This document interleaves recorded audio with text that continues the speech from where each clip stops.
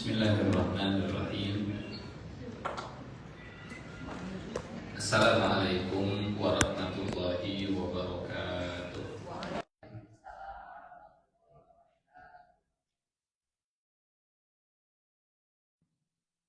Alhamdulillahirabbil alamin. Wa bihi nasta'inu ala umuri dunya waddin. Wassalatu wassalamu ala asyrafil anbiya'i wal mursalin wa ala alihi wa ashabihi ajma'in. Allahumma la ilma lana illa ma 'allamtana innaka antal alimul hakim. Allahumma 'allimna ma yanfa'una wanfa'na bima 'allamtana wa zidna ilman wa amalan ya rabbal alamin. Amma ba'du. Alhamdulillah Bapak Ibu, kita kembali berkumpul bertemu di majelis ilmu Taman-Taman Surga insyaallah. Mudah-mudahan ada ilmu manfaat yang bisa kita aplikasikan, yang menambah amal soleh, yang semakin memperbaiki diri kita di hadapan Allah Subhanahu wa ta'ala insyaallah. Salawat juga salam selalu terlimpah kepada junjungan Nabi Muhammad sallallahu alaihi wasallam, uswatul hasanah dalam segala kebaikan, dalam ibadah, dalam akhlak, dalam muamalah, dalam akidah, dalam segala hal, dalam kecerdasan, semuanya ada pada Rasulullah sallallahu alaihi wasallam. Seperti biasa, di pekan kedua kita masih membahas, mentadabburi, mengkaji ayat Al-Quran. Dan pertemuan ini kita fokus di ayat ke-37 ya. Tapi sebelum itu, menambah pahala keberkahan, kita tilawah dulu. Kita baca surat An-Najm-nya ayat 27 sampai ayat 44 insyaallah. Satu halaman.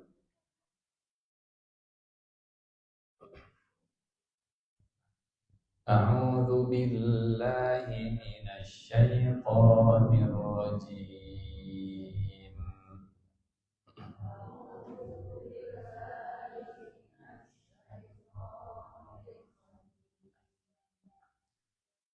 Bismillahirrahmanirrahim.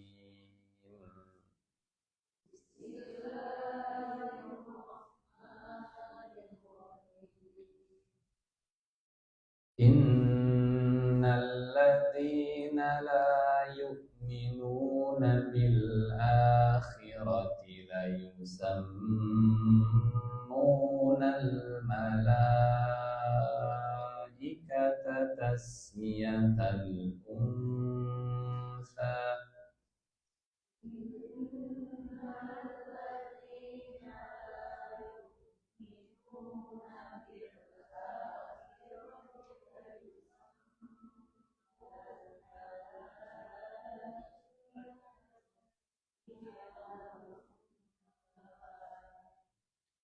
Wa ma lahum bihi min ilm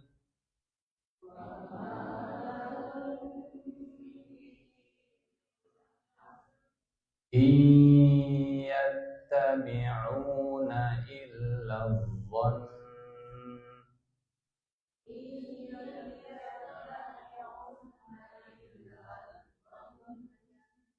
wa inna dhanna la yughni minal haqqi syai'a.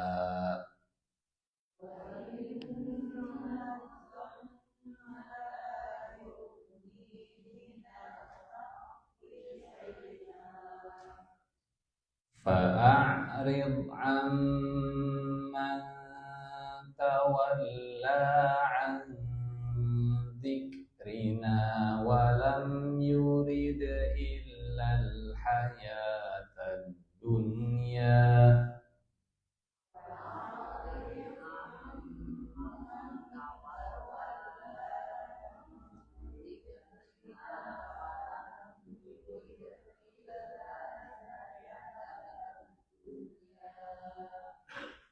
ذلك مبلغهم من العلم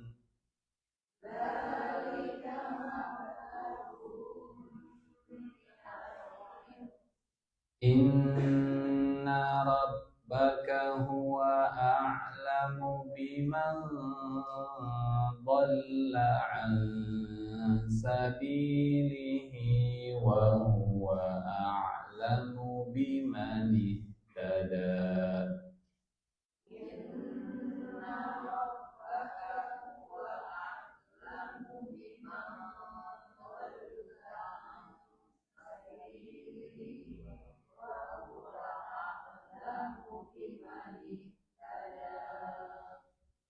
ولله ما في السماوات وما في الأرض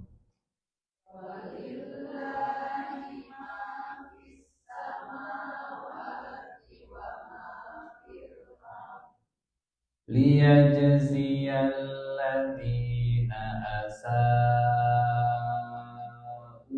بما عملوا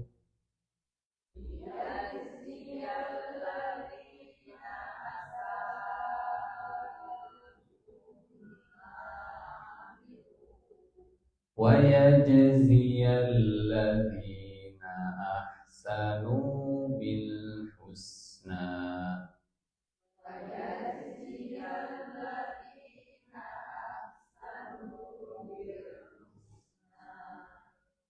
الذين يجتنبون كبائر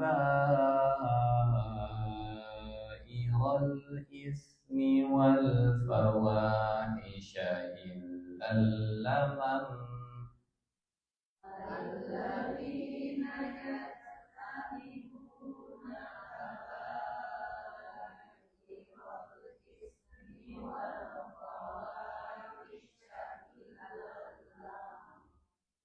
إن ربك واسع المغفرة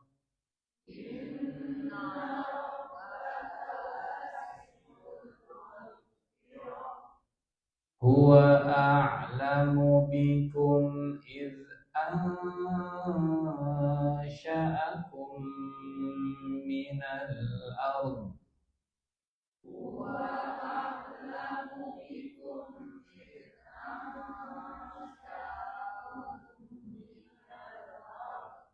وإذ أنتم أجنة في بطون أمهاتكم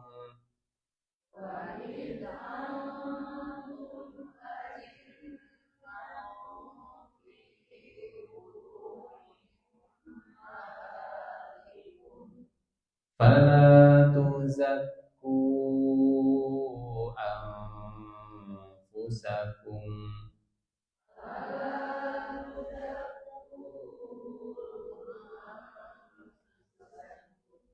هو أعلم بمن اتقى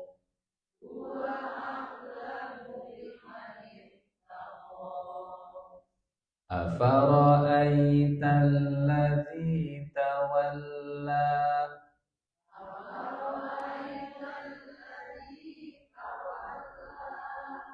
وأعطى قليلا وأكدى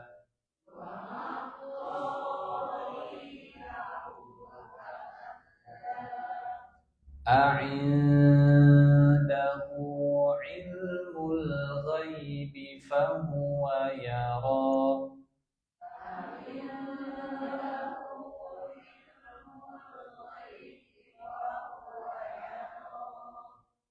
أم لم ينبأ bima fi suhufi Musa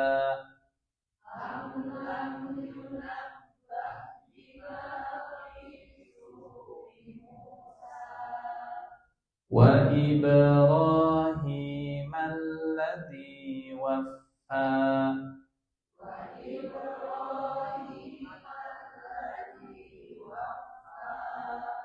alla taziru waziratun wizra ukhra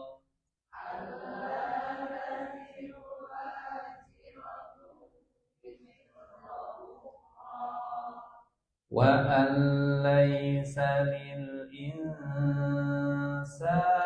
illa ma sa'a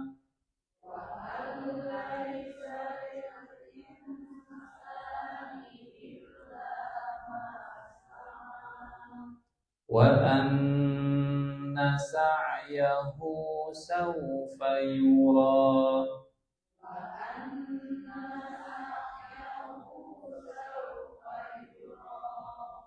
thumma yujzahul jazaa'al awfa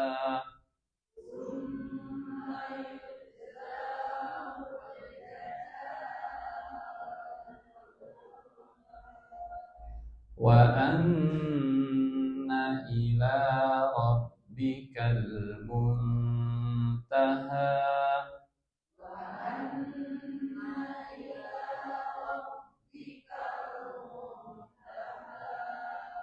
wa annahu huwa adhaka wa abka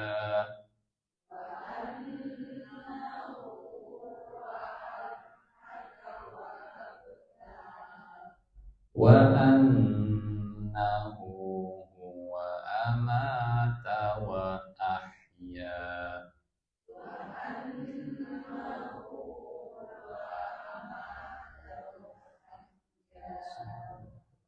Alhamdulillahirabbil alamin. Mudah-mudahan menambah kebaikan, menambah pahala untuk kita semua insyaallah. Bismillahirrahmanirrahim. Kita mendalami ayat ke-37 insyaallah. A'udzu billahi minasyaitonir rajim. Wa Ibrahim alladzi waffa. Dan Ibrahim, ya, dan lembaran-lembaran Ibrahim, karena ayat sebelumnya Allah berfirman tentang suhufnya Nabi Musa. Am lam yunabba bima fi suhufi Musa wa Ibrahim. Apakah dia belum diberikan kabar dan berita besar dengan apa yang ada di dalam lembaran-lembaran Musa dan lembaran-lembaran Ibrahim, yang mana Ibrahim selalu waffa, menyempurnakan janjinya dalam kurung, karena waffa ini bisa tiga nanti: waffa bil ahdi, waffa bil wa'di, dan waffa bil aqdi. Terjemahan bahasa Indonesianya gitu-gitu kene. Al-ahdi diterjemahkan janji, al-wa'di juga diterjemahkan janji, al-aqd juga terjemahkan janji atau akad. Sebelumnya kita sampaikan makna wafa. Sudah kita sampaikan artinya wafa secara bahasa. Wafa itu maknanya itmam dan ikmal, ya. Sudah atau belum? Saya lupa. Hah? Sudah? Sudah. Belum? Ya. Wafa artinya menyempurnakan dan menyempurnakan. Karena kalau diterjemahkan ke bahasa Indonesia, itmam ataupun ikmal, dua-duanya sama-sama menyempurnakan. Bedanya kalau itmam itu menyempurnakan tanpa jeda, kalau ikmal menyempurnakan pakai jeda. Tamam sudah jadi bahasa Indonesia, sebetulnya filmnya tamat, aslinya tamat, tamat ditambah tak di ujungnya, tamat. Ada tamam, ada kamal. Kalau tamam sempurna tanpa jeda, kalau kamal sempurna dengan jeda. Sudah ya, itu teh. Nah, intinya baik menyempurnakan dengan jeda ataupun menyempurnakan tanpa jeda, dua-duanya adalah makna waffa. Kita ke contoh saja dulu, cerita langsung. Cerita saat Rasulullah Shallallahu Alaihi Wasallam menyepakati perjanjian Hudaybiyah. Perjanjian Hudaybiyah.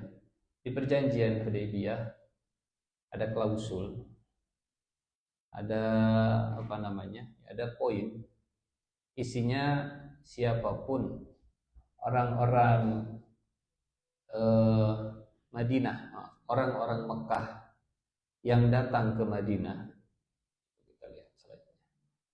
Kalimatnya begini: Man ata Muhammadan min Quraisyin bi ghairi idzni waliyhi raddahu alaihim wa man jaa Quraisyan mimman ma'a Muhammadin lam yarudduhu. Ada kesepakatan yang ditandatangani Quraisy Mekah dengan Madinah, antara muslim dengan kafir.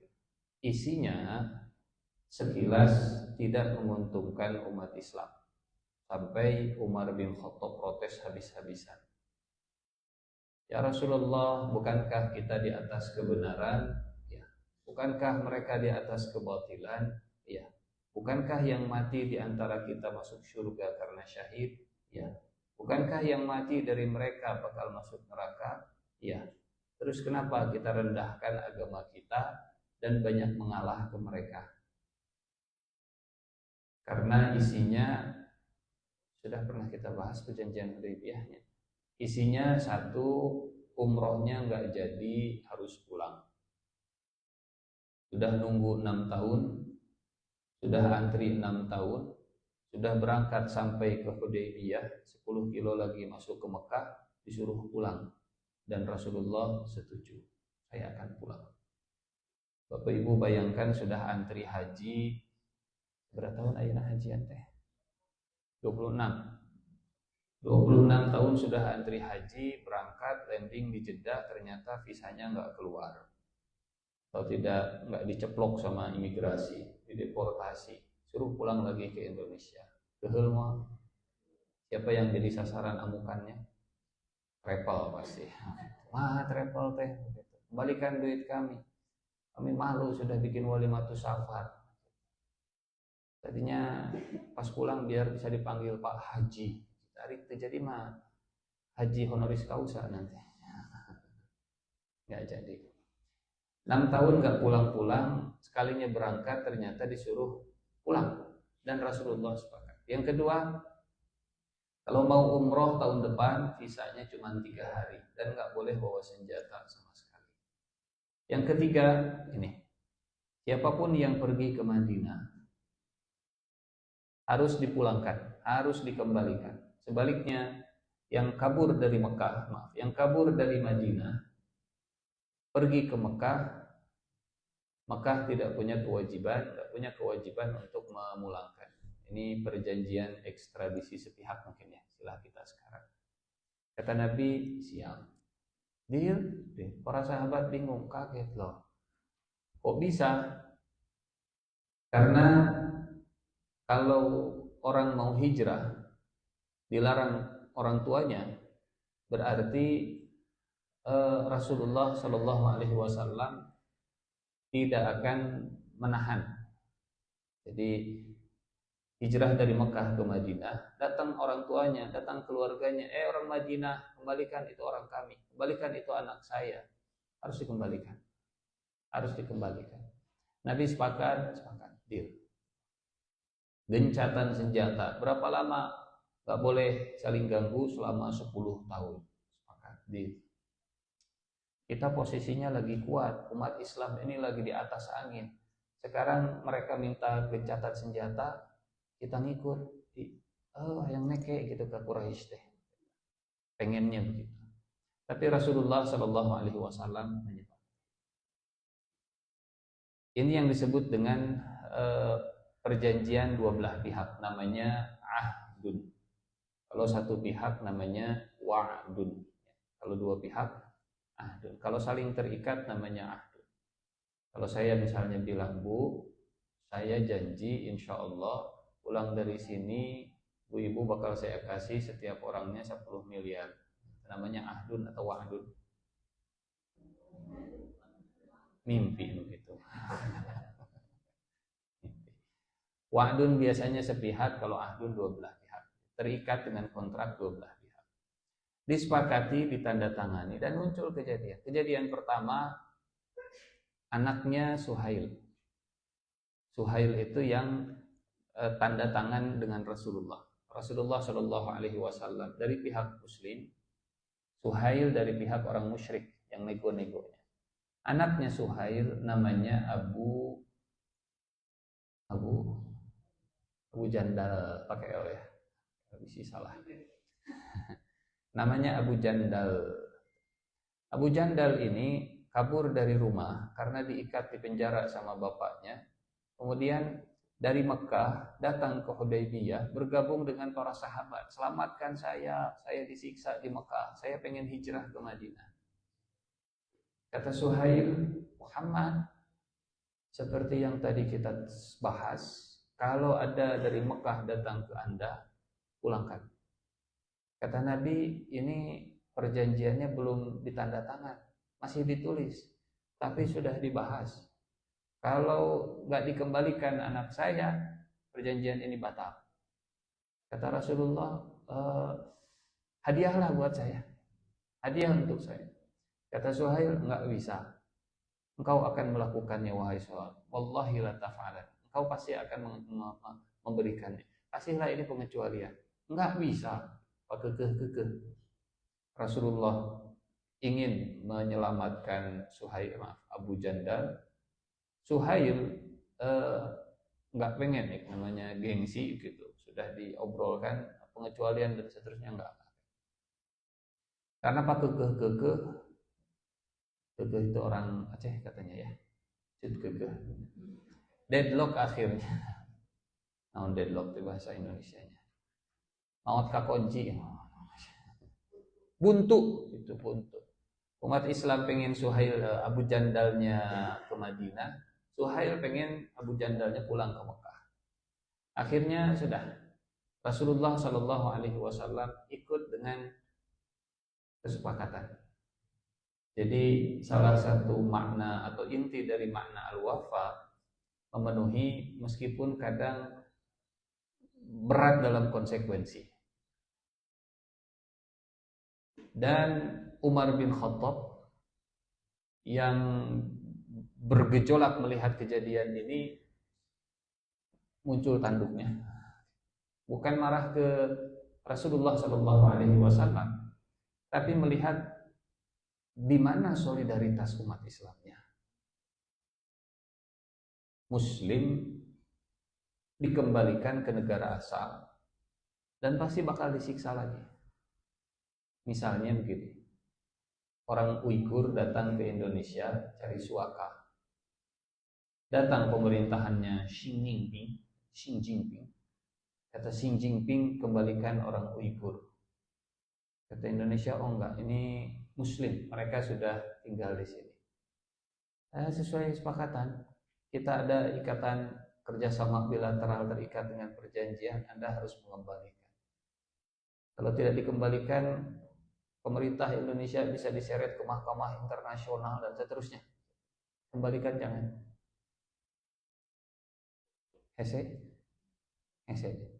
Karena buah si malakama dikembalikan ke negara asal pasti didemo. Wah, di mana letak solidaritas sesama muslimnya? Tidak dikembalikan, pasti disebut pelanggar kesepakatan. Muslimah pemimpinnya saja melanggar kesepakatan, komode dihandap, maju kena, mundur kena. Orang Palestina kemarin datang ke Indonesia. Siapa namanya? Roid Abu Salah datang ke Indonesia. Muncul notis Interpol dari Siprus kalau tidak salah, negara Siprus, masuk ke Indonesia. Ini dari Interpol, kembalikan dia ke Siprus, tangkap, pulangkan. Indonesia terikat dengan perjanjian ini, dikembalikan. Ini orang Palestina, enggak dikembalikan, terikat dengan kesepakatan bersama. Bingung? Prakteknya di zaman Rasulullah Shallallahu Alaihi Wasallam. Dan Abu Jandal akhirnya kata Nabi begini, wahai Abu Jandal, semoga Allah memberikan jalan keluar untukmu, pulang ke orang tuamu dan bersabarlah di sana. Semoga Allah memberikan jalan keluar. Jadi kalau kita hidup waktu itu di zaman Rasulullah Shallallahu Alaihi Wasallam, mungkin respon dan reaksi kita akan mirip seperti Umar bin Khattab. Mana ukhuwah Islamiyah, pasti begitu. Mana semangat persaudaraan keislamannya? Pertahankan harusnya Abu Jandal. Kalau perang sekalian perang tenanawan ya Rasulullah, maut dan masuk surga. Iya. Ada hal seperti ini yang kadang tarik ulur. Akhirnya dilepaskan, kasih. Hijrahlah Rasulullah Shallallahu Alaihi Wasallam ke Madinah. Sampai di Madinah, hadirin yang Allah muliakan, ada peristiwa berikutnya. Namanya, ini krisis yang pertama tadi Abu Jandal. Kisah yang kedua namanya Abu Basir.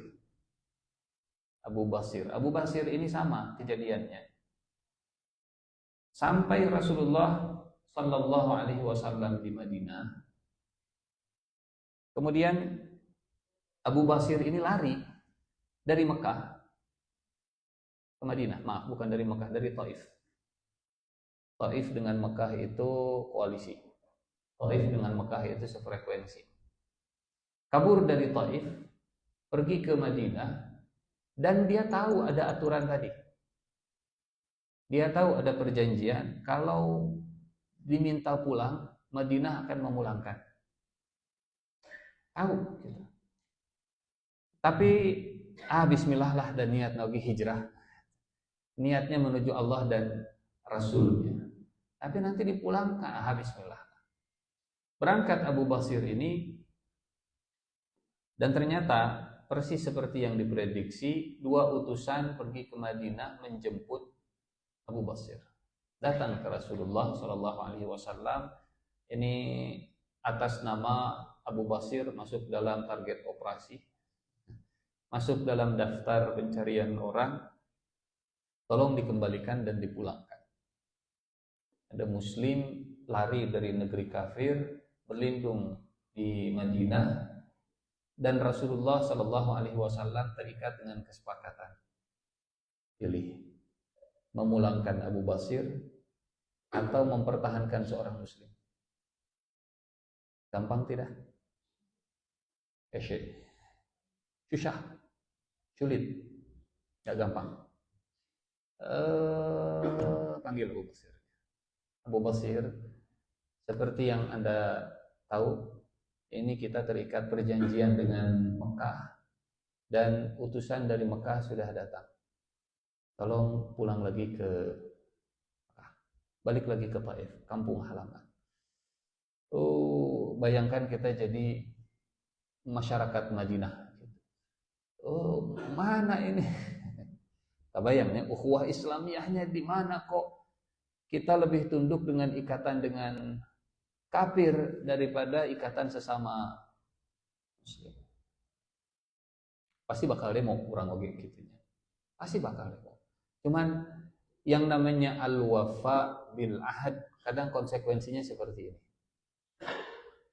Singkat cerita, Abu Basir kemudian pergi dari Madinah. Ya. Rasulullah patuh dengan perjanjian mengembalikan Abu Basir dan keluar dari Madinah, namanya Dzulhulaifah. Dzulhulaifah itu sudah di luar batas Madinah. Ya. Di Dzulhulaifah, Abu Basir bisa menetralisir, melumpuhkan pengawal. Yang diutus 2 orang, dilumpuhkan 1. Kok bisa dilumpuhkan? Ini cerdasnya Abu Basir. Bersikap kooperatif dari Madinah. Pas dijemput dari Madinah, sikapnya kooperatif. Nggak usah diikat lah, saya aman. Ayo nurut ikut pulang, nggak apa-apa. Saya tahu memang ada aturan ini, coba-coba. Di jalan Madinah menuju ke Mekah, Abu Basir berusaha seakrab, seramah mungkin dengan pengawal yang diutus. Muji-muji gitu ya. Bapak kasep ya. Seger ayeuna Bapak, alhamdulillah. Luar biasa cerah. Itu matahari teh hiji 2. Di situ ada matahari, di bumi ada matahari. Di langit ada matahari. Di sini juga ada matahari. Puji sampai akhirnya melihat senjatanya. Luar biasa. Pedang Anda ini unik. Saya belum pernah lihat pedang seperti ini. Kayaknya ini barang antik. Biasanya kalau barangnya antik, pemiliknya juga orang yang unik. Sepertinya Anda punya kepribadian yang bagus. Kita wajib diangkleng-angkleng, bidang nanengnya diangkat-angkat terus-terusan. Sampai akhirnya sudah kelihatan cair pengawalnya, jaraknya sudah makin jauh dari Masjid Nabawi, sudah ada di batas kota Madinah. Abu Basir kemudian minta, boleh nggak kalau lihat-lihat sebentar pedang? Kayaknya unik, saya belum pernah lihat pedang seperti ini. Sudah kena mentalnya. sudah senang dipuji-puji, dikasih lihat. Pas dikasih lihat langsung dihabisi. Pengawal yang satunya kaget dan dia nggak berani berhadapan langsung one on one, 1 lawan 1 dengan Abu Basir. Pengawal yang satunya lari ke Mekah atau ke Madinah larinya? Ke Madinah. Karena kalau ke Mekah masih jauh. Dzulhulaifahnya ke Mekah jauh. Akhirnya lari ke Madinah, minta perlindungannya ke Rasulullah sallallahu alaihi wasallam. Lindungi saya dari Abu Basir. Bapak Ibu, dalam surat Al-Anfal. Al-Anfal surat ke berapa? 8. Ada ayat begini. Mukmin itu kalau kuat, surat ke-8 ayat 65-66. Ya ayyuhan nabiyyu harridil mu'minina 'alal qital iyyakum minkum ishruna sabiruna yaghlibu mi'atain. Kalau kuat, sabar, 20 mukmin bisa mengalahkan 200 kafir. Berarti rasionya 1:10 ya. 1:10. Dan kalau ada 100 yang sabar, mukmin yang sabar, bisa mengalahkan 1000. Jadi mun hiji lawan hiji mah di ayat berikutnya 65, Allah tahu kondisinya lemah sekarang. Kalau lemah, berapa ini? Al-ana khaffafallahu ankum wa alima anna fikum dha'fa fa iyyakum minkum mi'ah. Kalau kondisinya lemah, 100 bisa menghadapi 200. Berapa rasionya? 1:2. Dan 1000 bisa menghadapi 2000. 1:2. Kalau kuat 1:10, lemah-lemahnya 1:2. Dan lihat jumlahnya. Kalau lagi kuat cukup 20 untuk menghadapi 200. Cukup 100 untuk menghadapi, kalau diterjemahkan sekarang mungkin begini. Pasukan elit muslim itu Grup paling kecil cukup 20 orang. Kalau targetnya musuhnya 200, cukup dikirim 20. Asal ini elit, orang-orang yang sabar. Jumlah paling besar cukup 100 kalau musuhnya 1000. Tapi kalau prajuritnya prajurit yang belum terlatih atau terlatih tapi tidak seperti elit, memang minimal jumlahnya 100. Yang gede jumlahnya 1000, 1:2. Nah, para ulama kemudian membahas kalau jumlah musuh lebih dari 10, pengalaman lebih dari 10. Kalau lebih dari 10 boleh mundur. Tujuannya bukan untuk lari, tapi untuk bergabung dengan pasukan yang lainnya lagi.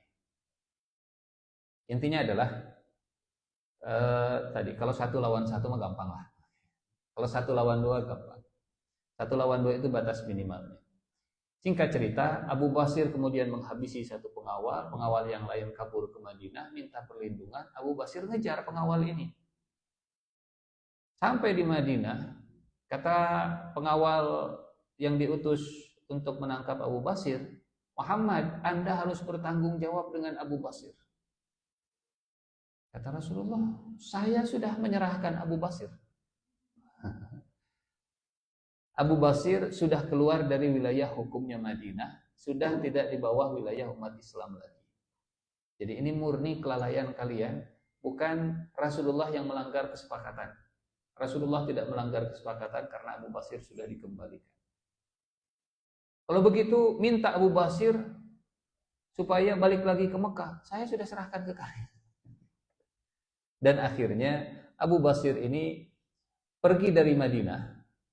Karena kalau tinggal di Madinah pasti ada utusan lagi. Kembalikan lagi. Pergi dari Madinah, tapi juga nggak pulang ke Mekah, nggak pulang ke Taif. Waktu Abu Basir pergi, Rasulullah Shallallahu Alaihi Wasallam mengucapkan kalimat ini. Sabda Nabi yang diplomatis dan banyak pesan terkandung di dalamnya. Wailu ummih mis'aru harbin atau musa'iru harbin law kana ma'ahu ahad. Punten Bapak Ibu, kalimat wailu ummi kalau diterjemahkan letter luck, celakalah ibunya, memang kelihatan seperti kutukan dan celaan. Tapi dalam bahasa Arab, kalimat wailu ummi ini justru pujian. Kok bisa kalimatnya jelek tapi pujian? Jika kira ada orang yang pemberani luar biasa, kemudian disebut begini, gelo si eta. Itu gelo atau gelo? Pujian. Cuman kosakatanya seperti tadi. Gelo si eta. Saking gilanya, saking luar biasanya, tapi kosakatanya bukan luar biasa. Gelo si eta. Wailu ummi. Ini pujian yang biasa dipakai oleh bangsa Arab. Makanya ada kosakata yang kalau diterjemahkan ke bahasa lain, feel-nya itu jadi nggak dapat. Misalnya begini, kalau di bahasa lain misalnya bahasa Jawa lah, bahasa daerah misalnya, mbahmu, ndasmu, gitu. Kalau diterjemahkan ke bahasa Indonesia, kepalamu, nah maksudnya kepala. Rok suka gitu. Rok suka, your head. Nah maksudnya itu teh. Tapi ada unsur celaannya di situ gitu ya. Ada unsur celaan. Atau kata orang Betawi gimana? Muke lu jauh. Kalau diterjemahkan ke bahasa Arab, wajhuka ba'idun. Nah maksudnya itu teh. Nggak bisa diterjemahkan letter luck seperti itu. Wailu ummih mis'aru harbin. Abu Basir ini benar-benar penyulut api peperangan. Seandainya dia punya kawan dan teman. Singkat cerita, Abu Basir pergi dari Madinah. Tinggalnya di mana? Ini kita sedang cerita apa sih? Al-Wafa, bahwa Nabi dalam kondisi seberat apapun tetap memegang kesepakatan. Walaupun kadang ada yang harus berkorban. Mungkin kalau saya jadi Abu Basir, saya akan memandang betul sih kadang berkorban, tapi saya yang jadi korbannya. Al-Wafa. Abu Basir tidak di Madinah. Abu Basir juga nggak pulang ke Mekah, nggak ke Taif. Abu Basir tinggal di wilayah yang kosong tidak bertuan, daerah Saiful atau Siyaful Bahar. Saiful Bahar ini di luar wilayah Madinah dan pasti dilewati oleh kafir Quraisy dalam perjalanan dagang. Kafilah dagang Quraisy rihlat asyita'i was-saif. Kalau ke Syam pasti lewat Saiful Bahar. Saiful Bahar itu celah pegunungan, ada celahnya, sempit gitu. Paling mudah kalau disergap di daerah situ. Kalau kafilah dagang lewat gampang disergap. Disinilah Abu Basir bikin markas. Dan cerita Abu Basir sampai juga akhirnya ke Mekah, ke Taif. Ada tempat untuk hijrah, tapi bukan ke Madinah. Kemana? Kita ke Saiful Bahar. Karena kalau kita ke Madinah, Rasulullah pasti akan memulangkan kita. Kemana tuh? Ke Saiful Bahar. Nah, Abu Jandal tadi kabur lagi dari bapaknya, tapi nggak ke Madinah. Dapat pelajarannya sekarang ke Saiful Bahar. Kumpullah di Saiful Bahar ini 70 sampai 300 orang sahabat. Dan 300 orang sahabat ini bergerak tidak di bawah komando Nabi, tapi memberi manfaat kepada Nabi dan para sahabatnya. Jadi setiap kafilah dagang mau pergi selalu dicegat. Mau pergi lagi selalu dicegat. Kirimlah utusan dari Mekah ke Madinah. Wahai Muhammad, Anda harus tanggung jawab itu dengan orang-orang di Saiful Bahar. Kata Nabi, apa yang kami langgar? Kita enggak, karena isi dari perjanjian Hudaybiyah yang terikat dengan perjanjian ini kabilah yang bergabung dengan Madinah. Orang-orang yang ada di Saiful Bahar, mereka tidak mengikatkan diri untuk bergabung dengan Madinah. Mereka bukan kabilah, mereka bukan negara, mereka bukan suku yang menyatakan kami bergabung dengan. Enggak. Mereka tidak bergabung. Ibaratnya beginilah, KTP-nya masih KTP Mekah, bukan KTP Madinah. Kalau di film, ada film namanya apa? Samurai yang tidak bertuan, kenal? Ronin. Ada yang nonton mana? Ronin lah begitu.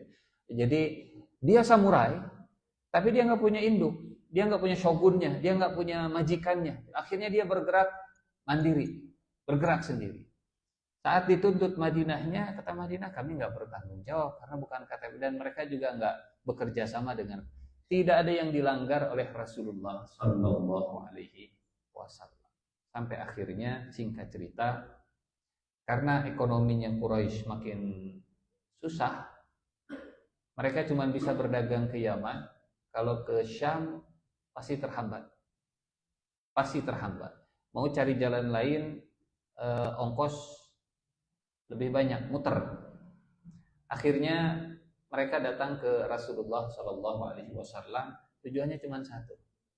Wahai Muhammad, tolong hapus klausul siapa yang hijrah dari Mekah ke Madinah, kembalikan ke Mekah. Tolong hapus klausul itu. Tampung tah nu di Saiful Bahar kan itu. Tolong kasih warga negara biar dia pada hijrah ke Madinah. Hapus klausul Mekah punya hak untuk mengembalikan. Jadi akhirnya yang minta ada klausul itu orang Mekah, yang minta dihapus pasal itu juga orang Mekah.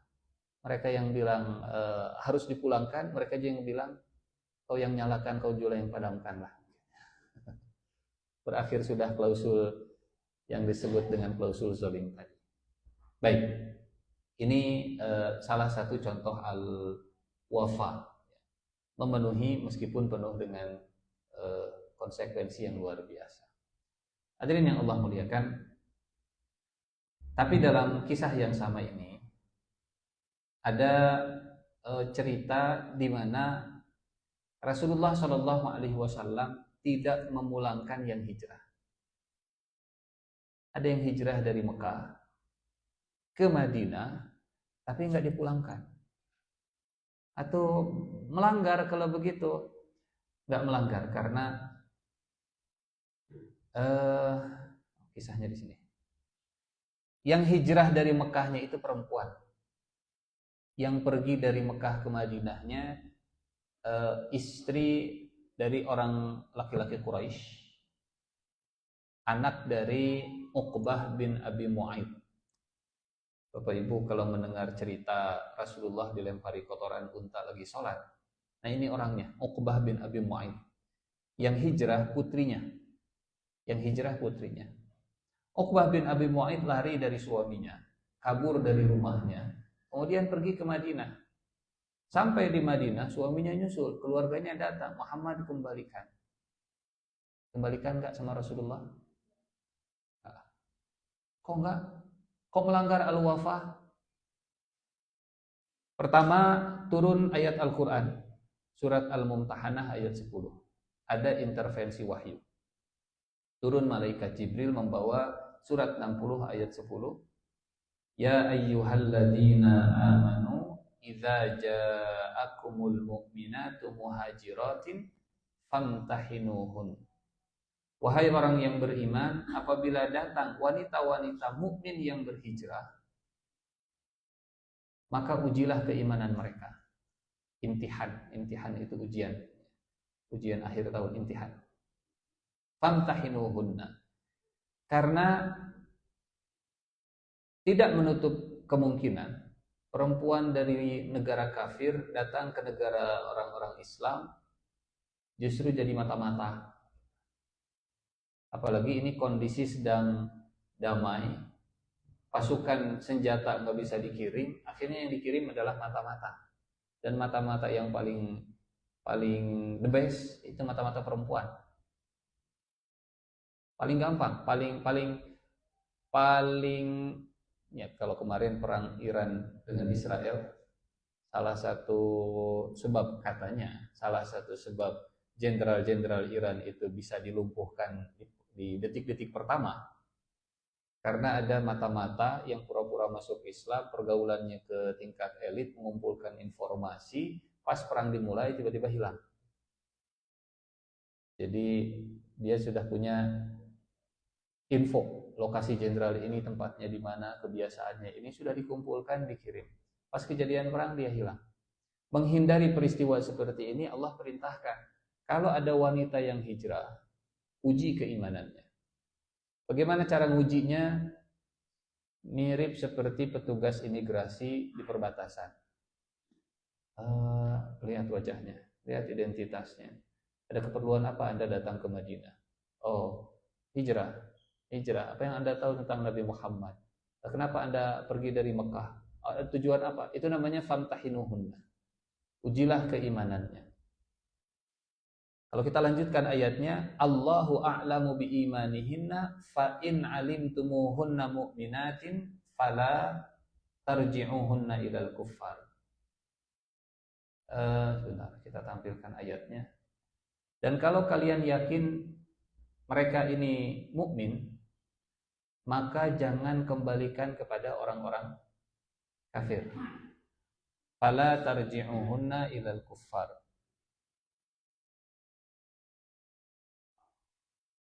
Ayat ke-10. Maka jangan kembalikan mereka kepada orang kafir. La hunna hillul lahum wa la hum yahilluna lahunna. Maka janganlah kamu kembalikan mereka kepada suaminya yang kafir. Ini dulu waktu ngafalin Quran sehingga ya lahunna hillul lahum wa lahum yahilluna lahunna. La hunna hillul lahum walahum yahilluna lahunna. Laki-laki kafir tidak halal bagi wanita muslimah, wanita muslimah tidak halal bagi laki-laki kafir. Gampang hafal kena. Lahunna hillul lahum walahum lahunna hillul lahum walahum yahilluna lahunna. Turun ayat ini dan Rasulullah diperintahkan tidak mengembalikan wanita. Permasalahannya ini perintah Allah. Orang kafir nggak merasa terikat dengan perintah Allah. Yang merasa terikat dengan perintah Allah itu muslim, mukmin. Orang kafir kembalikan. Kata Allah nggak boleh. Tuhanmu ini bukan. Bagaimana Nabi dan para sahabatnya kemudian mengamalkan ayat Al-Quran tanpa menodai sikap al-wafa. Ini maksudnya arahnya ke sini, ke al-wafa. Allah nyuruh jangan kembalikan. Tapi perjanjian Hudaybiyah yang pergi harus dikembalikan kalau walinya datang. Yang dilakukan oleh Nabi dan para sahabatnya adalah, ini istilah kita sekarang, mencari celah. Mencari celah dari hukum yang disepakati, yang mana dari celah ini nggak melanggar. Celahnya adalah, Bapak Ibu, sebentar. Celahnya adalah dalam kesepakatan dan perjanjian Hudaybiyah, semua kosakatanya itu menggunakan kosakata untuk laki-laki. Kalau ada seorang rajul, kalau ada seorang laki-laki, kalau ada laki-laki, kalau ada laki-laki pergi. Jadi karena dalam bahasa Arab dibedakannya antara muzakkar dengan muannas. Kalau di bahasa Indonesia kan kalau seseorang nggak disebut laki-laki atau perempuan. Dalam perjanjiannya yang disebut itu muzakkar. Yang disebut itu laki-laki. Kalau ada seseorang laki-laki pergi dari Mekah ke Madinah, maka perempuannya nggak disebut. Kalau perempuan nggak disebut, berarti memang tidak disepakati.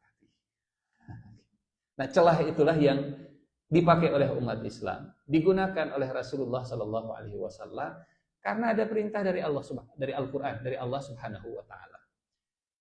Di mata orang kafir Quraisy, apakah Rasulullah melanggar kesepakatan? Enggak, karena tidak disepakati. Apa yang tidak disepakati, maka Nabi tidak terikat dengan yang tidak disepakati. Kalau yang disepakati, jadi ini ya dinamika al-wafa gitu ya. Dinamika al-wafa. Jadi perintahnya dalam agama jangan mengembalikan. Tapi kesepakatannya dikembalikan. Celahnya di mana? Dari sini kita belajar juga Bapak Ibu bahwa yang dilakukan oleh Nabi, salah satu sunnah Nabi adalah menerjemahkan wahyu ke bahasa hukum yang mengikat manusia. Orang Yahudi, orang musyrik kalau di Indonesia, orang Kristen, orang Protestan, orang Buddha, orang Hindu, orang kepercayaan, itu mereka nggak akan terikat dengan Al-Quran dan hadis. Ini perintah Allah, kami nggak percaya. Tapi terjemahkan bahasa Al-Quran, terjemahkan bahasa hadis ke bahasa hukum. Pasal 1, ayat 1, pasal 2, ayat 2. Pasti terikat. Betul. Ini ayat suci yang harus jadi inspirasi untuk menyusun ayat konstitusi. Kalau aparat hukum, misalnya kita bilang, Pak, itu tinggali ayanu berzina, kan kata Allah juga, wala taqrabuz zina, itu tangkap. Saya mah tidak bergerak berdasarkan ayat Al-Quran. Tapi kalau Pak, lihat, sesuai dengan pasal sekian, ayat sekian, Bapak punya tugas, wewenang, tangkap orang tersebut. Oh iya, ini sesuai.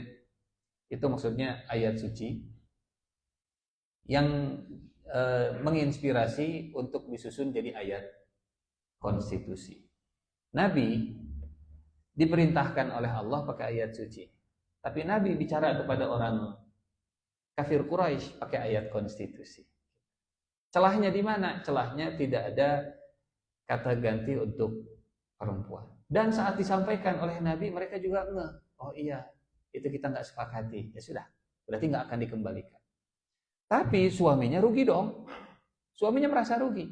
Karena saya sudah ngasih mahar ke istri saya. Saya sudah ngasih hadiah ini dan itu.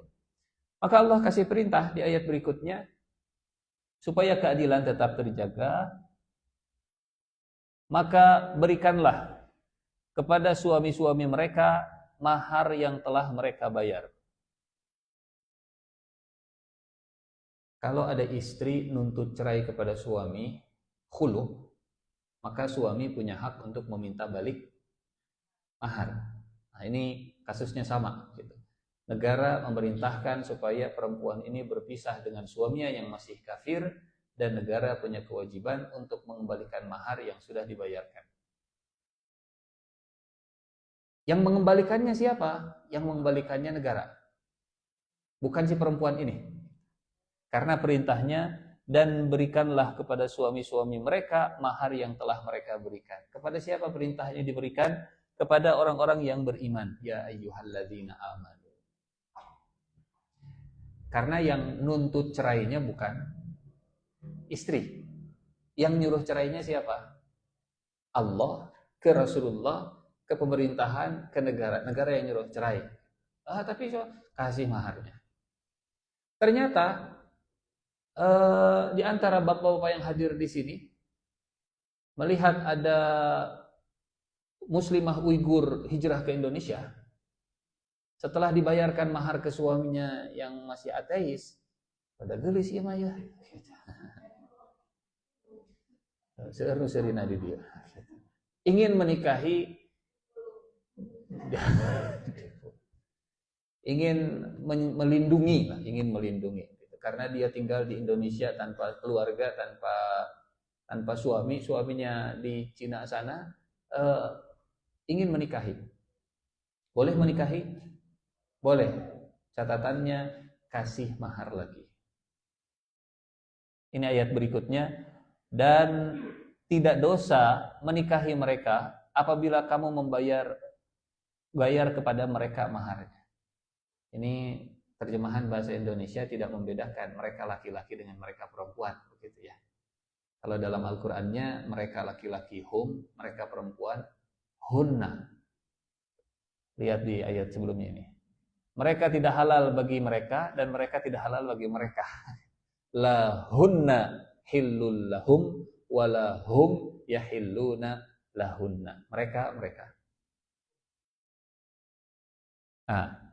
Wala tumsiku bi'isamil kawafir, dan janganlah kalian tetap berpegang pada tali perkawinan dengan perempuan-perempuan kafir. Misalnya ada sahabat, perempuan istrinya masih musyrik kafir, kabur dia ke Mekah. Isi perjanjiannya apa tadi? Kalau yang kabur ke Mekah nggak punya kewajiban untuk mengembalikan. Tapi karena asas keadilan, Muslim harus mengembalikan mahar kepada kafir, kafir juga sama harus mengembalikan mahar kepada Muslim. Dan hendaklah kamu minta mahar yang telah kamu bayarkan, hendaklah mereka meminta mahar yang telah mereka bayar. Inilah keadilan Allah Subhanahu wa Ta'ala. Jadi Nabi, umat Islam tidak menodai perjanjian Hudaybiyah. Kesepakatan tetap kesepakatan, semuanya dipenuhi oleh Rasulullah Sallallahu Alaihi Wasallam. Baik, ini salah satu contoh al-wafa. Contoh berikutnya, hadirin Bapak Ibu yang Allah muliakan, kita akan bagi al-wafa ini jadi 5 sebetulnya ya. Al-wafa kepada Allah Subhanahu wa Ta'ala, al-wafa kepada Rasulullah Sallallahu Alaihi Wasallam, al-wafa kepada sesama manusia, al-wafa kepada orang yang pernah punya jasa kepada kita, dan al-wafa kepada pasangan. Al-wafa kepada Allah berangkat dari ayat wa aufu bi'ahdi, ufi bi'ahdikum. Al-wafa kepada Rasulullah mengembalikan jasa, kita nggak bisa mengembalikan, membalas semaksimal yang kita bisa jasa yang pernah diberikan oleh baginda Rasulullah Sallallahu Alaihi Wasallam. Al-wafa kepada manusia, kalau tadi ada kesepakatan yang sudah diikat dalam kontrak yang kuat, kemudian dipenuhi. Al-wafa kepada orang yang punya jasa baik, orang yang sudah ngasih jalan untuk bekerja, informasi untuk berbisnis dan seterusnya, dan al-wafa kepada pasangan. Kita mulai dari yang pertama, al-wafa kepada Allah Subhanahu wa Ta'ala. Wafa yang pertama, wafa kepada Allah. Berangkat dari ayat wa aufu bi'ahdi, ufi bi'ahdikum, wa iyaya farhabun. Dan penuhilah ahdiku, maka aku akan memenuhi ahdimu, dan hanya kepadakulah hendaknya kalian tunduk dan takut. Punten, ayat ini diawali dengan cerita Bani Israel dengan nikmat yang berlimpah. Ya Bani Israel, uzkuru ni'mati allati an'amtu alaikum wa aufu bi ahdi ufi bi ahdikum wa iyaya farhabun. Apa ahad kita dengan Allah? Tadi kita sudah bedakannya ahad, wa'ad, akad. Ahad terikat dua belah pihak, wa'ad satu pihak saja. Kalau akad ikatannya ya akad ya, kesepakatan. Nanti kita akan bahas perbedaannya. Wa aufu bi ahdi ufi bi ahdikum. Penuhi janjimu kepadaku. Apa janji kita kepada Allah? Alam a'had ilaikum ya bani Adam alla ta'budus syaitan. Perjanjian kita di hadapan Allah Subhanahu wa taala saat Allah menyisir punggungnya Nabi Adam alaihi salam. Kemudian keluar kita dari punggung beliau. Kemudian ditanya oleh Allah, alastu bi rabbikum? Qalu bala syahidna. Ahad kita dengan Allah adalah menjadikan Allah sebagai ilah, sebagai Rabb, sebagai Tuhan.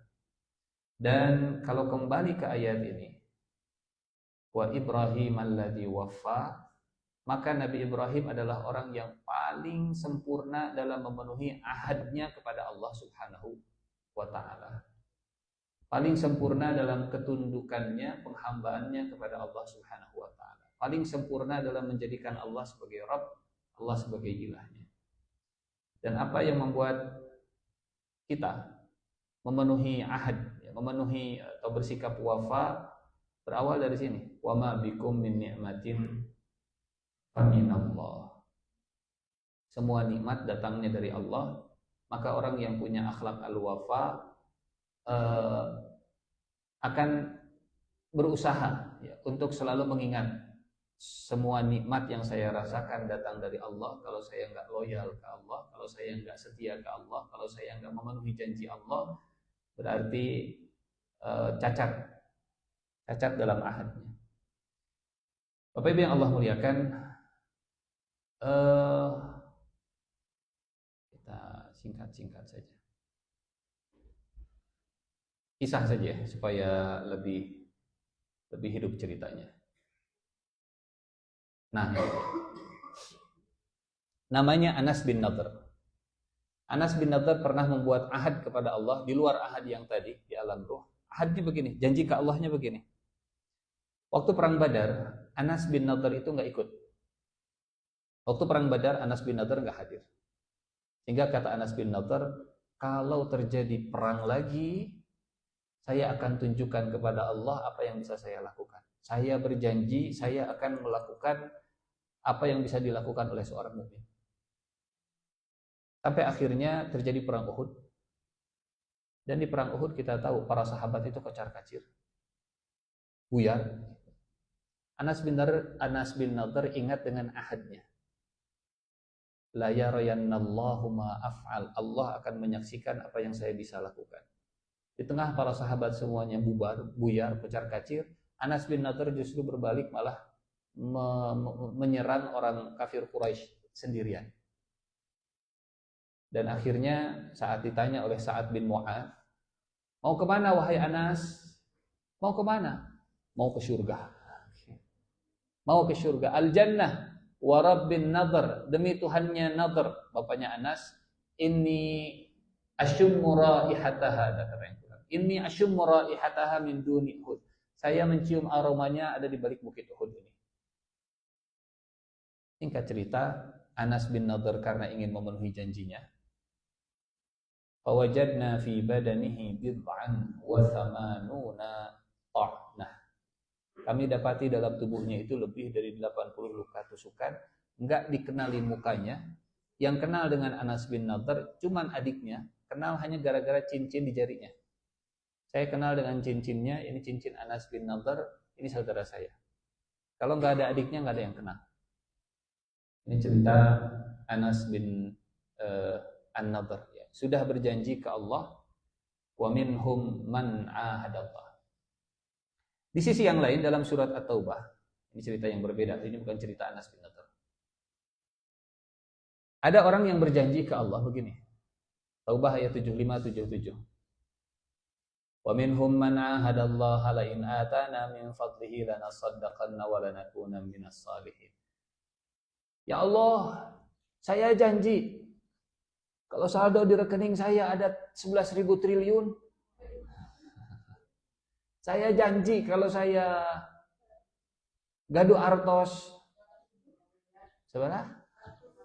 100 miliar, saya akan bagi-bagi ke seluruh jamaah Qonitin setiap orangnya.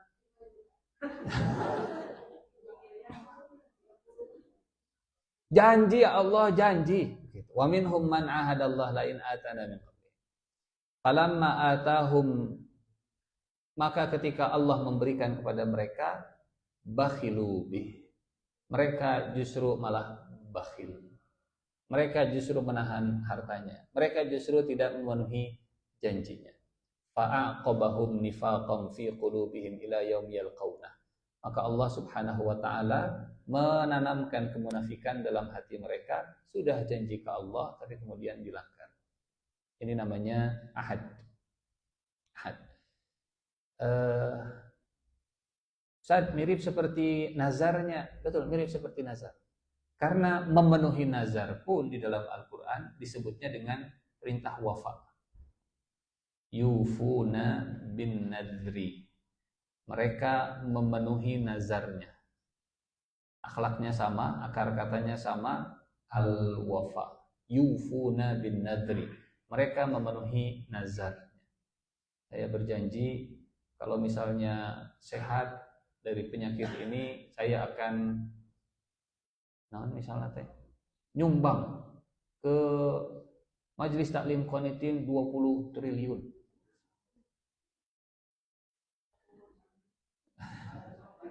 Sehat, ternyata nggak nyumbang karena duitnya nggak ada. Atau saya nggak berobat misalnya. Contoh ini namanya begitu ya. Yufuna bin nadri wa yakhafuna yawman kana syarruhu mustatira. Di al-wafa kepada Allah dalam nazar, al-wafa kepada Allah dalam ibadah, al-wafa kepada Allah. Kalau tadi Anas bin Nadhr ya dalam dalam jihadnya, alam a'had ilaikum ya bani adam alla ta'budu syaitan innahu lakum aduwwum mubin. Ini al-wafa kepada Allah Subhanahu wa taala. Yang berikutnya al-wafa kepada Rasulullah sallallahu alaihi wasallam. Pernah dengar cerita gelang Persia, gelang raja Persia yang Rasulullah janjikan kepada Suraqah bin Malik? Nah, itu bentuk dari al-wafa kepada Rasulullah sallallahu alaihi wasallam. Siapa yang ngasihnya? Bukan Nabi. Karena Nabi keburu wafat. Nabi waktu hijrah dikejar Suraqah karena Suraqah ingin dapat sayembara. Sayembaranya yang nangkap Nabi Muhammad sallallahu alaihi wasallam, hidup atau mati, dapat 100 ekor unta. 100 ekor unta. Kalau satu unta 100 juta, sakitulah. Suraqah kemudian menyiapkan kudanya. Tapi ternyata orang-orang lain juga pada siap-siap dengan kuda. Karena dengar ada orang di padang pasir. Katanya 3 orang. Suraqah apa istilah kitanya? Kalau ininya mufas, multiple false scenario. Kita pernah cerita ininya. Kata Suraqah, jangan dikejar. Itu bukan Muhammad, itu saudara saya. Kalian kalau ngejar capek-capek, nggak akan dapat. Itu bukan Muhammad. Itu saudara saya, kenal betul, saya yakin itu saudara saya. Benar itu saudara, betul. Bukan Muhammad, bukan. Akhirnya semua orang pulang ke rumah. Dan Suraqah nyiapin kuda ngejar Rasulullah. Mirip seperti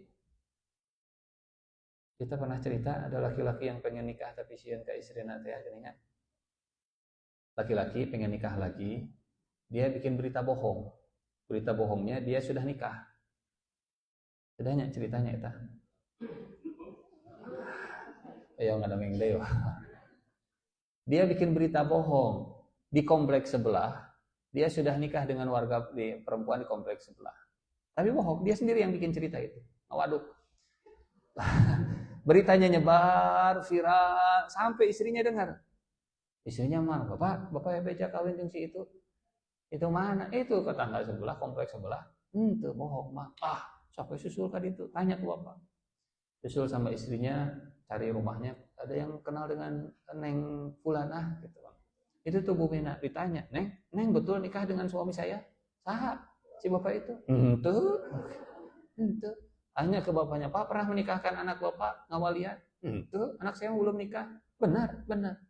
Pulang ke rumah minta maaf, Pak, bohong gak nih? Mau nanya berita kita mau tong dipercaya, bohong. Bulan kedua dia bikin lagi berita bohong di komplek yang lain. Ngajak. Sampai viral, sampai ke telinga istrinya lagi, marah lagi. Pak, beja deui cenah di komplek itu aya nama. Benar, teu mah tong percaya mun aya berita kitu teh. Pokoknya aku mah susulan ka ditu, susul deui, cari lagi namanya, ternyata bohong lagi. Pulang ke rumah minta, Pak, ternyata bohong. Nyata, mun aya berita kitu tong percaya. 2 kali cenah. Sekarang yang ketiga, komplek yang beda lagi. Kompleknya beda. Singkat cerita sama, 3 kali berturut-turut kena prank. Pokoknya mau berita gitu tong percaya mama. Bohong, dah bapak mah banyak isunya biasalah. Kaset masuk ieu. Supaya seueur nu ngaku. Sampai akhirnya dia nikah beneran lagi. Dan beritanya nyampe ke istrinya. Apa kata istrinya? Itu namanya MUFAS. Multiple false scenario. Itu yang dilakukan Warokoh tadi. Bohong. Sebenarnya sedang menutupi fakta, realita, tapi dengan menyebut bohong. Bapak, dia yang nyebar berita bohongnya karena dia ingin menutupi berita aslinya. Dan strategi seperti ini biasa di media begitunya. Ada berita asli, tapi untuk menutupi dan bikin orang hoax lah, tiba-tiba lagi berita kita mah hoax. Disebarkan dulu berita bohongnya sampai semua orang bahwa lagi hoax, padahal asli itu mah. Asli kejadian. Ada kapal asing masuk ke perairan Indonesia, hoax itu. Ada pesawat asing masuk ke udara Indonesia, hoax itu mah. Sengaja dibuat begitu supaya nanti pas masuk semua orang ngomongnya hoax itu. Yang dilakukan Suraqah begitu. Bohong. Semua percaya itu bohong, Suraqah yang pergi. Targetnya apa? Pengen dapat 100 ekor onta. Jadi Suraqah mah onta, yang beda deh. Tapi terinspirasi dari Suraqah itu. Singkat cerita sampai ke Rasulullah. Ceritanya panjang lah. Sampai ke Rasulullah Sallallahu Alaihi Wasallam, Suraqahnya terjatuh berkali-kali dan Nabi nggak mau pulang lah. Kata Nabi begini, Suraqah, saya menjanjikan gelangnya Raja Persia. Kalau kamu ingin dapat 100 ekor unta, kamu nggak akan dapat karena Nabi nggak akan pulang ke Mekah. Tapi sebagai gantinya, karena sudah capek jauh-jauh berharap gitunya.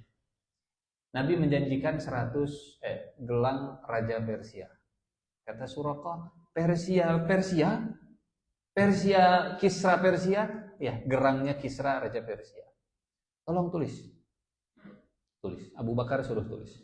Ini perjanjian antara Rasulullah Sallallahu Alaihi Wasallam dengan Suraqah. Rasulullah menjanjikan gelang Raja Persia. Digulung kertasnya, dibawa Suraqah pulang ke Mekah. Kata Nabi, uktum anna, tolong tutupi berita tentang kami. Yang tadinya Suraqah bilang bohong. Sekarang Suraqah pulang, ya bukan Muhammad itu. Padahal sudah ketemu langsung.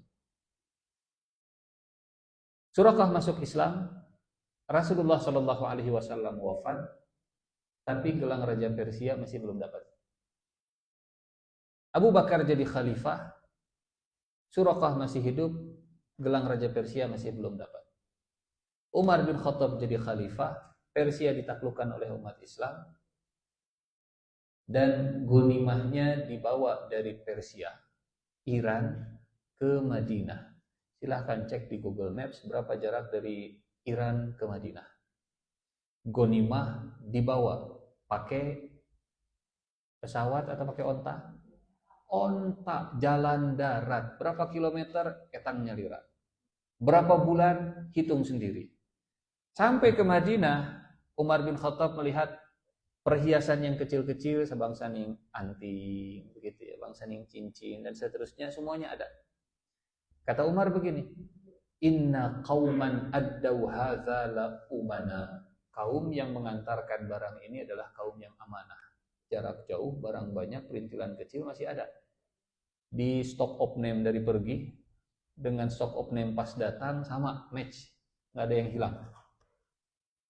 Kata Ali bin Abi Thalib, ya Amirul Mukminin, afafta fa'afu walau rota'ta la rota'u. Anda menjaga diri, maka mereka pun menjaga. Seandainya Anda ngarit dan mutil, maka mereka pun akan melakukan hal yang sama.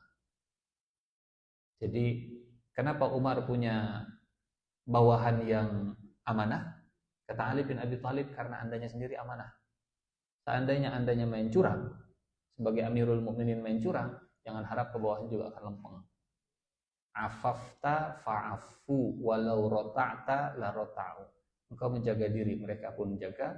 Kalau engkau ngarit, nyabit, mutil, dan seterusnya, gitu, maka mereka pun akan melakukan hal yang sama. Bahasa kita sekarang, ikan mah busuk mulai dari hafafta fa'afu walau rota'ta la rota'u. Setelah kumpul, Umar bin Khattab teringat dengan janji Nabi kepada Suraqah. Ini yang disebut dengan al-wafa kepada Rasulullah sallallahu alaihi wasallam. Memenuhi janjinya Nabi yang belum terpenuhi saat Nabi meninggal dunia. Panggil Suraqah, ambil kemudian gelangnya, dan di depan para sahabat Suraqah diberikan gelang Raja Persia. Ada lagi cerita Jabir. Rasulullah Shallallahu Alaihi Wasallam pernah janji ke Jabir. Kata Nabi, kalau seandainya kharaj kalau sekarang terjemahkan pajak, tapi kharaj itu lebih tepatnya kiriman sumber daya alam dari satu daerah untuk ibu kota pusat. Kharaj, sumber daya alam yang dikirimkan. Kata Nabi, kalau nanti ada kharaj dari negara Bahrain, engkau akan mendapatkannya. Karena Jabir bin Abdullah itu adik perempuannya ada 9. Dia harus sandwich generation bahasa kita ngurusnya, harus ngurus istri, keluarga, dan juga ngurus adik-adik perempuan. Bapaknya syahid. Kita pernah ceritanya waktu perang Uhud, Jabir dengan bapaknya itu pasang undian, bapak atau Jabir yang pergi. Jabir masih muda. Kata bapaknya, kalau urusannya urusan surga mah gak ada istilah muda tua, bapak lah gitu. Udah nurut ke bapak. Tapi kata anaknya, Pak, ini mah urusannya jihad gitu. Mereka nggak saling mangga ku bapak, mangga. Sampai akhirnya rebutan. Kata Jabir, bapak kan sudah sepuh, tidak ada kewajiban untuk berjihad. Kata bapaknya Jabir, karena bapak sudah sepuh, sebentar lagi mati, bapak ingin milih matinya mending di medan perang daripada di rumah. Ya sudah, dua-duanya, Jabir dengan bapak orang jihad peperangan di perang Uhud. Kata bapaknya, jangan. Kalau dua-duanya syahid, nanti siapa yang ngurus adik-adikmu? 9 anak perempuan. Ya sudah, kalau gitu diundi, dikonsol. Siapa yang namanya keluar, dia yang pergi di perang Uhud. Jadi ini bukan undian arisan siapa yang dapat uang, tapi siapa yang ikut di perang Uhud. Yang keluar namanya bapak Jabir, namanya Abdullah. Jadi kondisi Jabir memang secara ekonomi berat. Hingga kata Nabi, kalau nanti datang kharaj, pemasukan dari Bahrain, maka engkau akan mendapatkan bagiannya. Nabi wafat, Bahrain belum takluk. Abu Bakar jadi khalifah Bahrain belum di saat Abu Bakar ya. Datang utusan dari Bahrain membawa kharaj, membawa hasil bumi ke Madinah. Dan Abu Bakar langsung manggil Jabir tanpa mana buktinya, tanpa dipersulit. Tanpa dipersulit langsung diberikan 500 dirham dan dikakal lipatnya. Jadi ini bentuk wafa kepada Rasulullah Sallallahu Alaihi Wasallam. Wafa berikutnya singkat saja. Wafa kepada, nah ini saya kira ini luar biasa kalau kita ceritakan. Wafa yang ketiga, wafa kepada manusia. Bapak Ibu, Hims atau Homs, salah satu kota di Suriah, Syam dulu ya. Masuk Islamnya karena akhlak wafa. Jadi umat Islam menaklukkan Homs. Di sana banyak ahli kitab, ya, banyak orang-orang yang masih kafir. Dan sebagai kompensasi perlindungan dari musuh, maka mereka bayar jizyah. Kalau terjemahkan pajak juga kurang pasnya. Jizyah lah. Jizyah itu uang yang dibayarkan oleh orang kafir, ahli kitab, sebagai kompensasi mereka dapat perlindungan, keamanan. Tapi kejadiannya, Homs itu diserbu oleh orang Romawi. Datang pasukan Romawi jumlahnya besar, dan umat Islam yang melindungi kota Hims, setelah hitung-hitungan ini kayaknya nggak bisa. Ini perbandingannya lebih dari 1:10. Nggak kuat kita menahan mereka. Jadi gimana? Jadi kita akan tarik mundur pasukan dari kota Hims. Tapi sebelum tarik mundur pasukan, dipanggil semua tokoh-tokoh dari Hims yang masih ahli kitab, yang masih kafir, panggil. Ditanya, gimana kepemimpinan umat Islam di Hims ini? Bagus dan seterusnya. Tapi mohon maaf, kami harus menarik diri, pasukan umat Islam akan mundur dari Hims. Karena untuk menghadapi Romawi, kita kurang pasukan. Kita boleh tarik mundur pasukan untuk bergabung dengan yang lain. Terus, kami mengundang bapak-bapak, para tokoh masyarakat di Hims, dengan berbagai latar belakang dan agama, yang kafir khususnya, karena kami ingin mengembalikan uang jizyah. Istilahnya apa? Jizyah return. Tidak ada di kita tax return-nya. Jizyah return ini. Kenapa ada pengembalian jizyahnya? Dikembalikan jizyahnya karena uang yang kami kumpulkan tujuannya posnya ini dialokasikan untuk keamanan. Sekarang kami nggak bisa mengamankan, kami ingin tarik pasukan. Semua yang sudah kami tarik dari Anda silahkan ambil lagi, kami kembalikan. Agamanya orang Hims mayoritasnya namanya jizyah ditarik bukan dari orang Muslim. Jizyah ditarik dari orang kafir.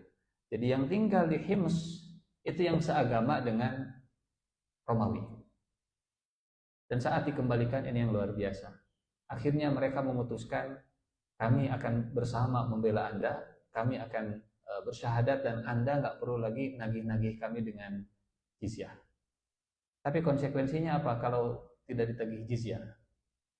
Berarti keamanan negeri Hims menjadi tanggung jawab bersama.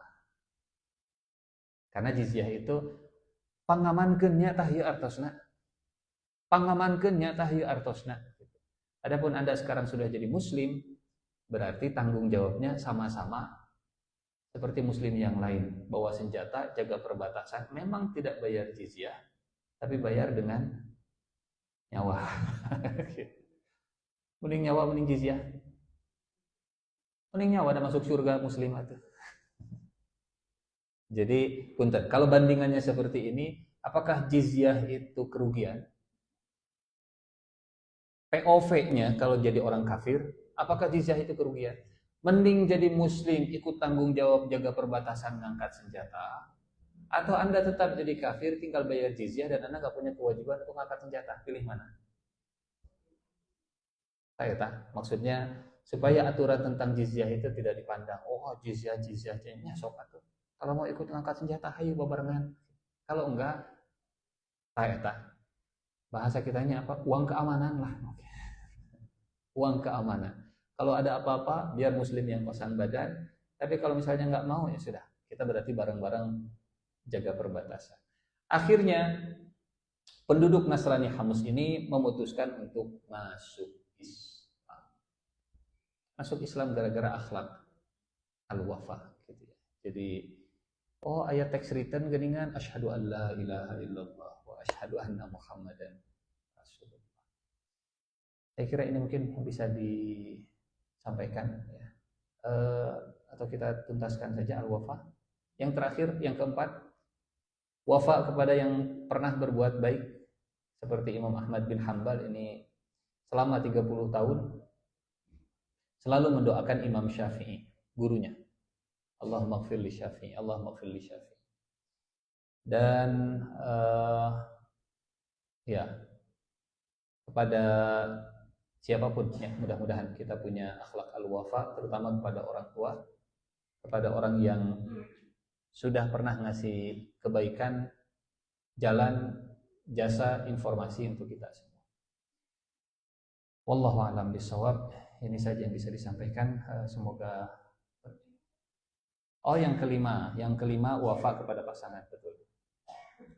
Wafa kepada pasangan, contohnya Rasulullah Sallallahu Alaihi Wasallam dalam hadis riwayat Bukhari, ahaqqu ma awfaitu minasyuruti an tufu bihi mastahlaltum bihil furuj.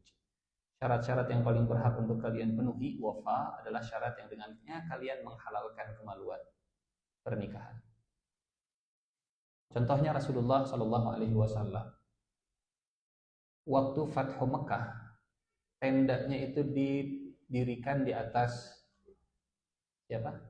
Makamnya Khadijah di Ma'lah. Padahal Nabi punya rumah. Ya, Nabi punya rumah. Tapi Nabi memilih tendanya itu didirikan di samping makamnya Khadijah. Alasannya apa? Khadijah dulu membersamai di masa-masa susah. Sekarang kita sudah menang, maka Khadijah juga harus merasakannya. Pasang tenda di samping makam Khadijah itu bentuk wafatnya Rasulullah Sallallahu Alaihi Wasallam. Nabi sudah punya istri Aisyah. Setiap kali Nabi punya makanan, yang pertama kali dikirim itu teman-temannya Khadijah. Dan Nabi banyak menyebut-nyebut jasanya Khadijah bahkan di depan Aisyah. Sampai Siti Aisyahnya malu, cemburu, sampai marah-marah, Khadijah. Ayo Khadijah. Ama tadkur hadhil ajuz wa qad warahat turab. Wa qad abdalaka Allahu man hiya khairum minha. Khadijah sudah wafat. Khadijah sudah dikubur dan Allah sudah menggantimu dengan yang lebih baik. Kata guru saya dulu, kata guru ini banyak. Kata guru saya dulu, siapapun laki-laki di posisi seperti ini pasti akan membela istri mudanya. Benar-benar kamu lebih baik dari yang lama saya. Kecuali Rasulullah Sallallahu Alaihi Wasallam. Itu kata guru saya ya, karena duka praktek nasi ke kumah. Oke. Pertama, Khadijahnya wafat, Khadijahnya sudah tidak ada. Yang cemburu istri muda. Nyebut, biasanya kan dibaliknya, biasanya cenah cepu duka. Istri muda cemburu kepada istri tua yang sudah meninggal dunia. Dan saat cemburu yang dibela itu mual ayat, mual bisa orang apa. Ini wafatnya Rasulullah kepada Khadijah dibela di depan Aisyah radhiyallahu anha. Kata Nabi, wallahi ma abdalani Allahu man hiya khairun minha. Tidak ada yang menggantikan Khadijah. Tidak ada yang lebih baik daripada Khadijah. Kalau nyebut kata ini tidak di depan istrinya langsung, biasa. Ini mah di depan istrinya langsung yang lagi cemburu. Ibarat api dikasih bensin. Enggak ada yang lebih baik dari Khadijah. Kenapa?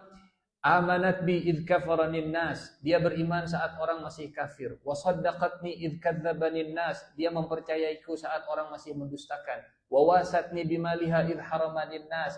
Dia sisihkan harta untukku saat orang masih bakhil.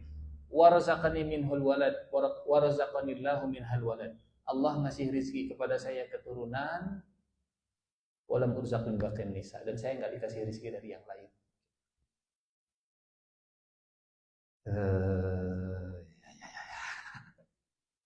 Jadi ini bentuk dari wafa kepada pasangan, puncak dari wafa kepada pasangan.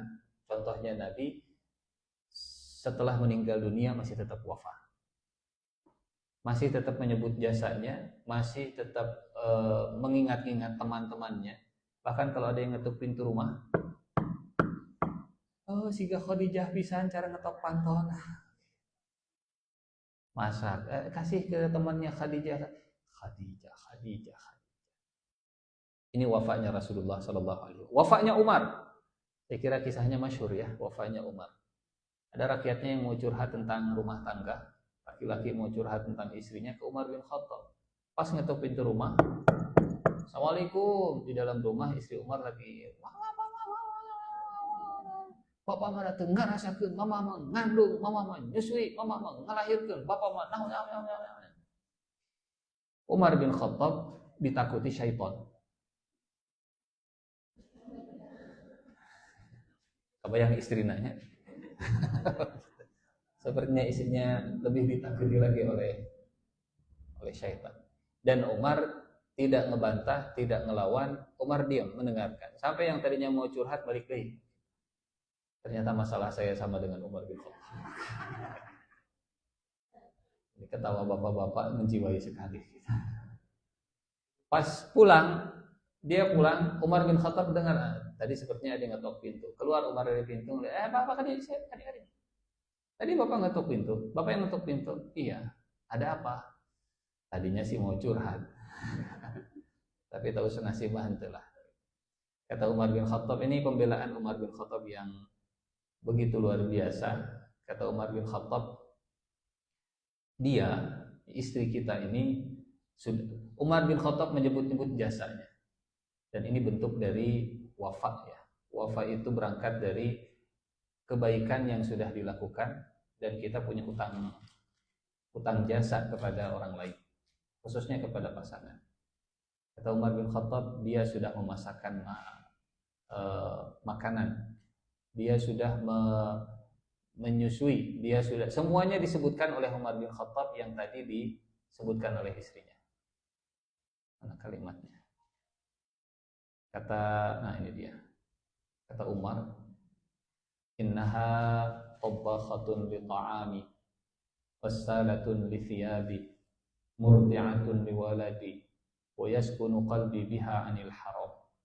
Dia sudah masak untukku, dia sudah nyuci pakaianku, dia sudah menyusui anakku, dan hatiku jauh dari yang haram dan merasa tenang dengan keberadaannya. Itu wafa. Menjemput-jemput jasa, mengapresiasi dan mengakui kebaikan orang lain, tidak menutup-nutupi.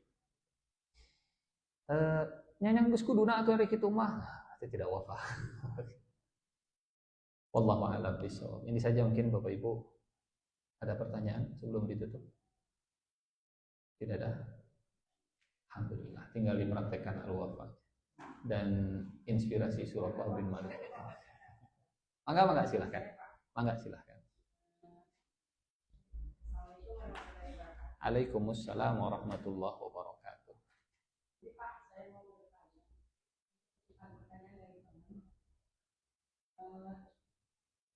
Bagaimana Pak kalau misalnya seorang suami tapi misalnya sudah berpisah, suami itu menghilangkan jasa-jasa dirinya. Jadi kan berjuang bareng dengan istri pertama, tapi setelah sukses karena bercerai, tapi dihilangkan jasa-jasanya. Jadi itu gimana Pak? Hukumnya? Terima kasih. Assalamualaikum warahmatullahi wabarakatuh. Waalaikumsalam warahmatullahi wabarakatuh. Dalam surat Al-Baqarah ayat 237 Allah Subhanahu wa taala berfirman, A'udzubillahi minasyaitonir rajim. wa in talaqtumuhunna min qabli an tamassuhunna wa qad faradtum lahunna fariidah fanisfu ma faradtum illa an ya'funa aw ya'fu alladhi bi yadihi 'uqdatun nikah wa an ta'fu aqrabu littaqwa. Nah ini wala tansawul fadla bainakum innallaha bima ta'maluna basir. Jika kalian menceraikan istrimu sebelum bercampur, bergaul, berhubungan badan, maka padahal sudah ditentukan maharnya, bayarlah setengah dari mahar yang sudah ditentukan, kecuali kalau istrinya memaafkan atau dimaafkan oleh walinya. Dan memaafkan lebih dekat kepada takwa, ini yang digarisbawahi. Dan janganlah kalian saling melupakan keutamaan di antara kalian. Wala tansawul fadla bainakum. Konteks ayatnya dalam perceraian, suami jangan melupakan keutamaan mantan istrinya, istri jangan melupakan keutamaan mantan suaminya. Walaupun sudah bercerai. Wala tansawul fadla bainakum. Dan aib suami ataupun aib mantan suami dan aib mantan istri biar dikubur di antara mereka berdua. Cukup orang lain mengetahui, oh si fulan ada sisi baiknya. Burukna kumaha tak kudu apalah. Karena dia punya keburukan, kita juga punya keburukan. Jadi apa hukumnya kalau ada pasangan yang saling melupakan keutamaan, berarti dia tidak mengamalkan surat Al-Baqarah ayat 237 ini. Melanggar apa yang Allah perintahkan, ya wala tansawul fadla bainakum, menganggap bahwa dia tidak punya kekurangan, hanya orang lain yang punya kekurangan dan seterusnya, begitu ya. Mudah-mudahan bisa dipahami. Wala tansawul fadla bainakum. Jadi tidak boleh saling melupakan. Memang ada aib pasti, karena nggak mungkin cerai tiba-tiba dan ujuk-ujuk saja. Pasti ada sebab begitu. Tapi ada cerita yang memang rada unik. Saya lupa di mana, Timur Tengah atau di mana. Seorang istri minta diceraikan karena suaminya terlalu baik, nggak pernah marah, begitu. Sudah digojlok-gojlok teh, anteng we, tenang, ada kurang dinamis rumah tangganya. Ada ceritanya. Tapi itu mah ya bukan untuk ditiru lah, begitu ya. Wala tansawul fadla bainakum. Tidak boleh saling melupakan keutamaan di antara pasangan. Wallahu a'lam bishawab.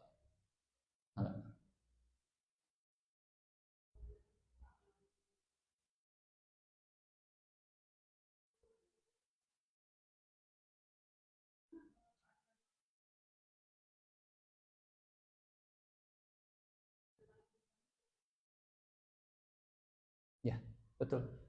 Semua akan dibalas. Bahkan hewan sesama hewan saja itu akan dibangkitkan sebelum mereka dikembalikan jadi tanah. Karena hewan kan nggak akan masuk surga, nggak akan masuk neraka. Tapi yang dulu pernah ditanduk sampai mati akan dibangkitkan lagi sebelum dikembalikan jadi tanah. Kamu dulu pernah ditanduk, iya, tanduk lagi dia, kepret. Setelah itu sudah ridho, pas, mati. Semua akan dibalas. Makanya kecuali kalau tidak sengaja. Seperti semutnya Nabi Sulaiman yang bilang, kalau kalian terinjak oleh pasukan Sulaiman, jangan salahkan karena mereka nggak nyadar. La yahtimannakum Sulaiman wa junuduhu wa hum la yash'urun. Lagi jalan nginjek semut, tekah aja. Kecuali hewan-hewan tertentu yang memang merusak. Kecoa misalnya, itu pun tidak boleh dengan cara dibakar. Tenggel sakal nyari tenggel. Ini warang batur kamu nenggel lah. Cicak termasuk yang boleh. Sirem kalau disengaja sebaiknya jangan. Betul dia. Atau pakai kapur bagus.